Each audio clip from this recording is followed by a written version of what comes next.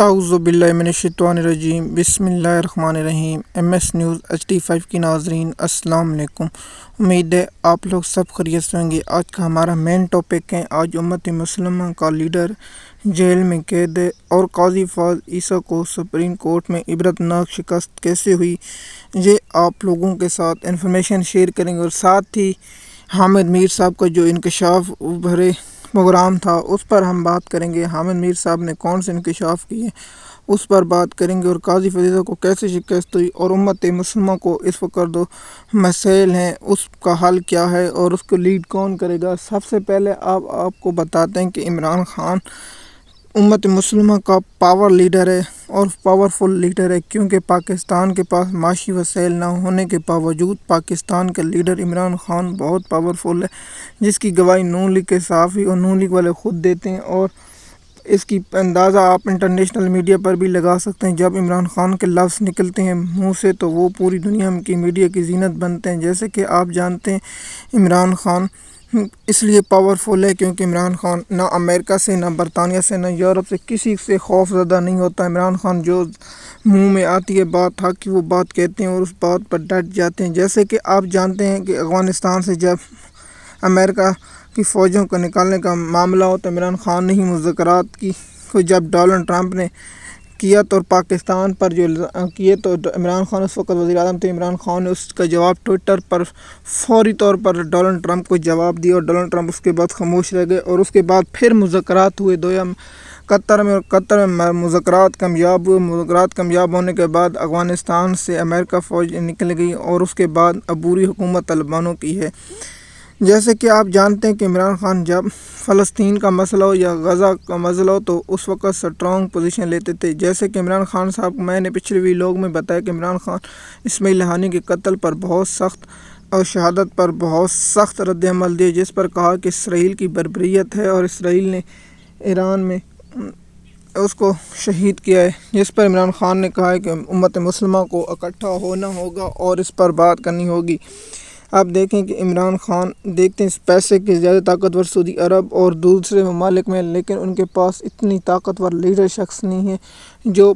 پاکستان کے پاس اس وقت عدالت جیل میں قید ہے۔ امت مسلمہ کا سب سے بڑا صدمہ یہی ہے کہ اس وقت جو ان کے لیڈر اور رہنما ہیں وہ طاقتور قید میں، کیونکہ پاکستان کے پاس وہ نیوکلی پاور ہے اور پاکستان کے پاس پاورفل فوج بھی ہے، جس سے پاکستان کے پاس ایک جذبے بھرے بھی ہے، لیکن پاکستان کے پاس ایک رہنما نہیں۔ آپ جانتے ہوں گے کہ حکومت نون لیگ کی ہے، اور کل شہباز شریف نے جو بیان دیا جس پر فنی جوک ہے اور پاکستانی قوم کو سر شرم سے جھکا دیتے ہیں، جیسے وہ کیسے جب بولتے ہیں تو پاکستانی قوم کو شرم سے سر جھکا دیتے اور کہتے ہیں بیٹھے کہ کیا کہتے ہیں ایبسلیوٹلی ناٹ، بے شرم آدمی، کہ وہ امریکہ ہمارے آ کے گھر میں گھس کر ہمارے مسلمان بھائیوں کو مارے اور افغانستان میں قتل عام کرے، ہم اس کو سپورٹ کریں۔ کیسے تم ہو لوگ؟ کیونکہ تم اس لیے سپورٹ نہیں کر سکتے کیونکہ تم چاہتے ہو، اگر تم ایبسلیوٹلی نوٹ کہتے تو تمہاری لندن کی جائیدادیں ضبط ہو جاتی ہیں، جو تمہاری امریکہ میں جائیدادیں وہ ضبط ہوتی ہیں، جو تمہاری جائیدادیں یورپ میں ضبط ہو جاتی ہیں، اس لیے تم نہیں کہہ سکتے ایبسلیوٹلی نوٹ۔ ایبسلیوٹلی نوٹ کہنے کے لیے طاقتور ہونا چاہیے۔ امت مسلمہ کا سب سے بڑا لیڈر آج جیل میں جو قید ہے، عمران خان صاحب نے اسماعیل ہانی کے قتل پر سخت بیان دیا اور انٹرنیشنل میڈیا کی زینت بھی بنا، اور پاکستان کی پہلی پریس ریلیز میں اسرائیل کا نام نکال دینا، جس پر حامد میر کا بہت سخت رد عمل تھا، وہ سخت رد عمل بھی حامد میر صاحب نے دیا اور اس پر بات کی ہے، کیونکہ پاکستان کا میڈیا 90% کنٹرول ہے، لیکن حامد میر صاحب کا میڈیا پر بیٹھ کر یہ بات کرنا قابل تعریف ہے۔ آپ دیکھیے کہ امت مسلمہ کو جو پیش مسائل ہیں، سب سے بڑا مسئلہ امت مسلمہ کو تھا پہلے افغانستان کے بعد لیبیا، شام اور یمن، اس کے بعد اب فلسطین کا مسئلہ بنا ہے۔ فلسطین کا سب سے پہلا مسئلہ ہے کہ کیونکہ مسلمانوں کے جذبات وہاں ہیں، کیونکہ مسجد سب سے قبلہ اول مسجد اقصیٰ اور مسلمانوں دنیا کے جہاں بھی مسلمان ہیں ان کے جذبات ہیں، کیونکہ یہاں مسلمانوں کے عقیدت اور جذبات ہیں، جس کی وجہ سے مسلمان امہ میں بہت غم و غصہ پایا جاتا ہے۔ لیکن یہاں القدس، اور آپ کو بتا دوں کہ یہاں یہودی اور عیسائی اور مسلمانوں تینوں نسلوں کے لیے یہ القدس جسے کہتے ہیں مسجد اقصیٰ بہت اہمیت کے حامل ہے۔ کسی دن میں مسجد اقصیٰ اور اس فلسطین کی تاریخ کے بارے میں آپ لوگوں کو آگاہ کروں گا کہ فلسطین میں یہ کس پیغمبر علیہ السلام اور کس نبی نے اس کو تعمیر کرایا اور کس نبی کے دور میں یہ بنی اور اس کے بعد کیا کیا ہوا، اس کے بارے میں کبھی آپ لوگوں کے ساتھ انفارمیشن شیئر کروں گا۔ لیکن عمران خان آج اڈیالہ جیل میں قید ہے، کیونکہ امت مسلمہ کا لیڈر وہی ہوتا ہے جو وقت پر اور سچ کا ساتھ دے اور اکڑ کر، جس پر میں آپ کو پچھلی ویلاگ میں بتا چکا ہوں کہ نجم سیٹھی صاحب نے کہا ہے، کیونکہ یہ نواز شریف کا قریبی سمجھنے والا دوست ہے۔ اور آپ نے دیکھو کہ جب نواز شریف لندن میں تھے تو نجم سیٹھی اس وقت نواز شریف کے ساتھ ایک ہی کشتی میں تھے، لیکن اس نے ایک کہا کہ ماننا پڑے گا کہ عمران خان جیسا لیڈر پاکستان میں نہیں ہے۔ اس نے کہا کہ ماننا پڑے گا کہ پاکستان میں عمران خان جیسا لیڈر نہیں ہے، کیونکہ عمران خان صاحب بھی امریکہ اور برطانیہ اور دوسرے ممالک کو جواب دے سکتے، جس پر اینکر نے پوچھا ایسا کیوں؟ اس نے کہا کہ ان کی جائیدادیں باہر نہیں، اور نجم سیٹھی صاحب کو بھی پتہ ہے کہ انہیں لوٹ مار کی ہوئی ہے اور ان کی جائیدادیں باہر ہیں، اور یہ کرپشن کے پیسے پاکستانی قوم کے جو پیسے لوٹ پر گئے ہوئے انہیں ہو گئے ہیں اور کر رہے ہیں۔ اگر آج آپ کہتے ہیں کہ عمران خان باہر ہوتا تو کیا کرتا؟ عمران خان انٹرنیشنل میڈیا کو انٹرویو دیتا اور اہم پلیٹ فارموں پر بات کرتا، اور غزہ کی، کیونکہ آپ جانتے ہیں عمران خان کی ملاقات ایک شیشے پر ہوتی ہے، اور دوسری جانب عمران خان کو فلسطین کے بارے میں اتنا علم نہیں ہوگا جتنا فلسطین میں ظلم اور ستم ہو رہا ہے۔ اگر عمران خان کا علم ہوتا تو عمران خان اور سخت رد عمل دیتے، کیونکہ عمران خان صاحب جس دن باہر آئیں گے اور فلسطین کے بارے میں مکمل جان پائیں گے تو اس وقت عمران خان کا بہت سخت رد عمل ہوگا، اور انٹرنیشنل دنیا پر بھی عمران خان کی سخت تنقید ہوگی، یورپ پر بھی اور یورپ پر بھی سخت عمران خان صاحب تنقید کریں گے اور کہیں گے کہ آپ لوگ تو انسانی حقوق کے پلمدار بنتے تھے، لیکن جو فلسطین اور غزہ میں ہو رہا ہے آپ لوگوں کی خاموشی بہت بڑا سوالیہ نشان ہے۔ اس لیے آج عمران خان جیل میں قید ہے، کیونکہ عمران خان کو بے فضول کیسوں میں گرفتار کیا، کرپشن کے کوئی کیس نہ تھے جس پر عمران خان صاحب جیل کاٹ رہے ہیں، اور اس پر بات ہم کبھی آپ لوگوں کے ساتھ بہت شیئر کی۔ عمران خان کے اب کون سے 2 کیس باقی ہیں اور عمران خان کو القادر ٹرسٹ کیس میں کب تک سزا ہو جائے گی، یہی بھی ایک اہم سوال ہے۔ سب سے پہلے آپ لوگوں کے ساتھ انفارمیشن ہم نے عمران خان اور مسلم امہ کے شیئر کیا، اور عمران خان کا باہر نہ ہونا، فلسطین اور مسلم امہ اور OIC کے اجلاس نہ ہونا، جیسے آپ کے جانتے ہیں قطر، UAE، دبئی اور اس کے بعد بحرین، سب ممالک جو وسطی ایشیا میں ہیں، اور انڈونیشیا، مسلمان، ملیشیا، ترک، ایران، افغانستان، بہت سے ممالک جو اس وقت خاموش ہیں، ان کے بیان بہت سخت نہیں آتے۔ جیسے سعودی عرب کے بادشاہ نے بھی کہا ہے کہ مسئلہ صرف یہ باتوں تک رہتا ہے کہ مسئلہ رہتا ہے، لیکن وہ سعودی عرب بہت سخت ایکشن لیتا تو آج فلسطین آزاد ہوتا، اور جو یمن کے فورس ہیں وہ اٹیک کرتی ہیں امریکہ کی گاڑیوں پر اور امریکہ کے کشتیوں پر، جس پر ان کے یمن کے آرمی چیف نے کہا ہے کہ ہم جنگ کریں گے۔ مسلمہ کا دنیا کا پہلا ملک ہے یمن جو اس پر حملہ آور کرتا ہے، اور اس کے بعد دوسری تنظیمیں بھی اسرائیل پر حملہ کرنے جیسے حزب اللہ اور دیگر۔ اب آتے ہیں کہ قاضی فائز صاحب کو کس جگہ شکست ہوئی اور کیوں شکست ہوئی ہے،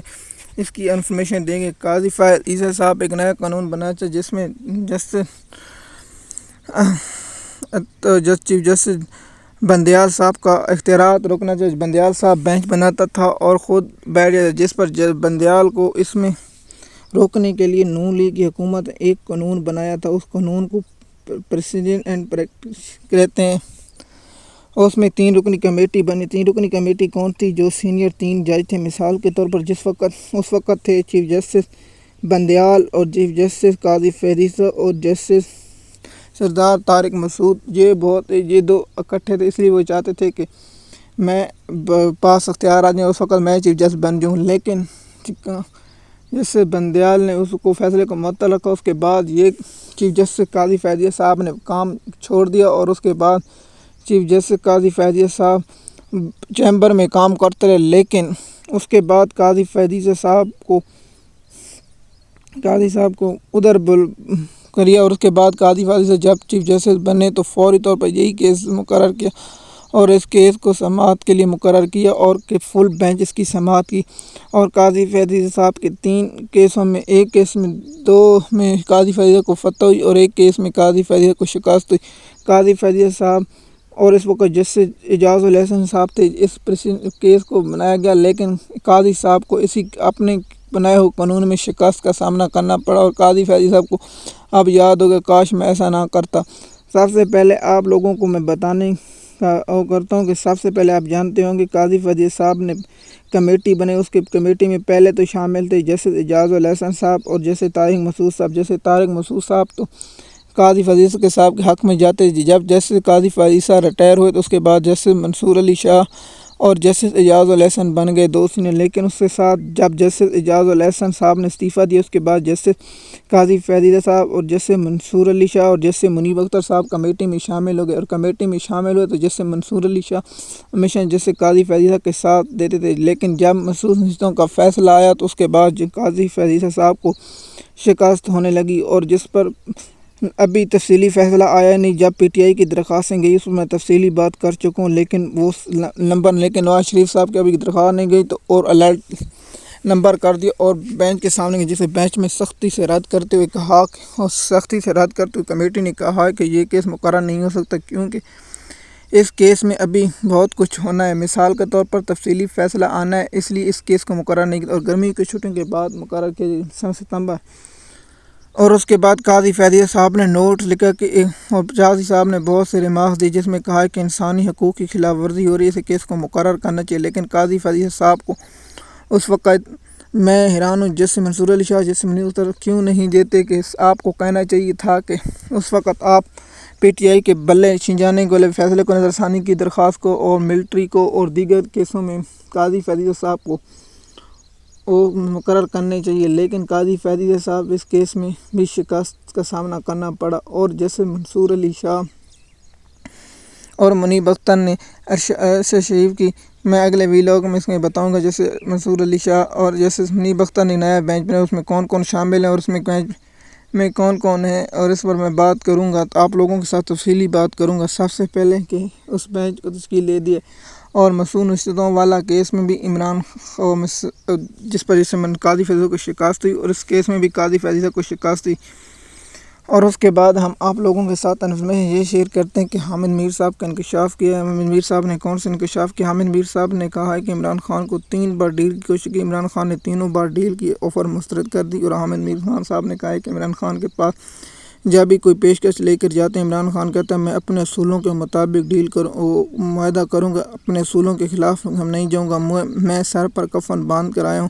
اور اگر مجھے مارنا ہے تو مجھے مار دیں، جس پر بہت سے پہلے بھی سوشل میڈیا پر چل رہے ہیں۔ عمران خان کے صاحب ایک بریگیڈیئر صاحب گئے، اور بریگیڈیئر صاحب نے کہا ہے کہ اگر آپ 9 مئی کی مذمت کر لیں تو آپ کو سب کچھ دے دیجیے۔ عمران خان صاحب نے کہا ہے بریگیڈیئر اگر آپ قرآن پر ہاتھ رکھ دیں تو میں نے یہ 9 مئی کرا، جس پر بریگیڈیئر صاحب خاموش رہے، اور خاموشی کے بعد پھر مایوس ہو کر بریگیڈیئر صاحب وہاں سے چلے گئے۔ صحافیوں کی رپورٹ کے مطابق جو اڈیالہ جیل کو کور کرتے ہیں اور رپورٹیں دیتے ہیں، اس کے مطابق ہم نے آپ لوگوں کے ساتھ یہ خبر کی انفارمیشن شیئر کی، لیکن پی ٹی آئی کی جانب سے بات نہیں ہے، لیکن پی ٹی آئی کی سوشل میڈیا کے جو ممبران اٹھائے گئے کل ان کی ضمانت ہوگی، لیکن ایک کی اے ٹی ایس نے درخواست مسترد کر دی۔ میں حیران ہوں، اسے پی کے ایکٹ کے تحت گرفتار کیا اور کسی اور کیس میں گرفتار کر لیا۔ یہ پاکستان کی قانون کے لیے المیہ ہے کہ ایک کیس میں گرفتار کر دوسرے کیس میں منتقل کر دیں، لیکن اس کے بارے میں ہم آپ لوگوں کے ساتھ انفارمیشن شیئر کرتے رہتے ہیں۔ دیکھیے، اگر آپ کو کوئی بات ہماری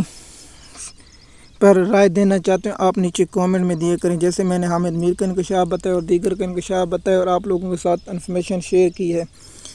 اگر آپ کوئی انفارمیشن یا میرے سے کوئی انفارمیشن مسٹیک ہوئی تو آپ نیچے کامنٹ میں بتا دیا کریں۔ اگر آپ کو ویڈیو اچھا لگا تو لائک کریں اور شیئر کریں تاکہ آپ کو آنے والی وقتوں میں دے۔ شکریہ۔